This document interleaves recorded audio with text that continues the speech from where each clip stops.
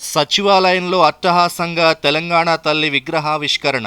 1,00,000 మంది మహిళలు, మంత్రులు, ప్రజాప్రతినిధుల సమక్షంలో ఆవిష్కరించిన సీఎం. మాజీ సర్పంచులు, ఆశా కార్యకర్తలపై ప్రభుత్వ తీరు శోచనీయమన్న బీఆర్ఎస్, సమస్యల్ని పరిష్కరించకుంటే ప్రజాగ్రహాన్ని ఎదుర్కోక తప్పదని హెచ్చరిక.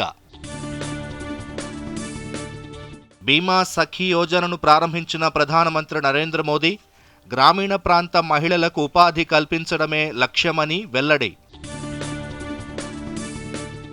ఆర్బీఐ నూతన గవర్నర్గా సంజయ్ మల్హోత్రా, రేపటితో ముగియనున్న శక్తికాంత దాస్ పదవీకాలం, 3 ఏళ్ల పాటు పదవిలో కొనసాగనున్న కొత్త గవర్నర్.